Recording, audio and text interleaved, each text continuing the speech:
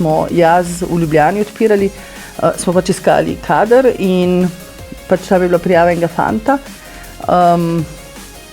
Pač hotel je 8-urni delovnik, ne delati soboto, nedeljo, a se ti ne prijavljaš v gostinstvo, pol pa 2000 evrov plače z evaluacijo 3 mesece kasneje in njegove izkušnje nobene.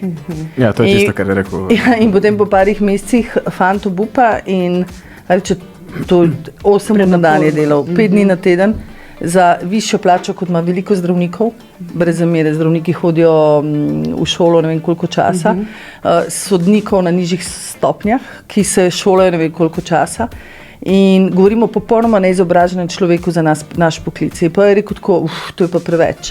Pa sem se tako, mogoče pa res preveč, ker ti si v delovnem procesu, pa hkrati v učnem procesu hkrati.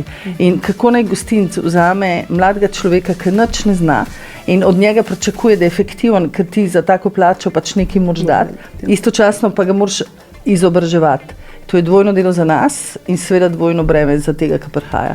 Tako da jaz mislim, da bi mogli malo bolj na gostinstvo gledati kot na en poklic, ki zahteva ogromno znanja.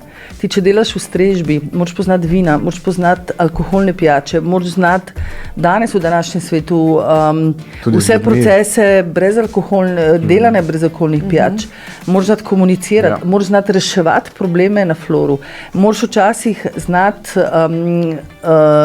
moraš obvladati crisis management.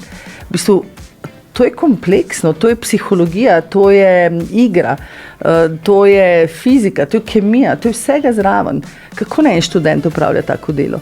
In se mi zdi, da mogoče malo več poznavanja ozadja tega poklica bi bilo izjemno pomembno.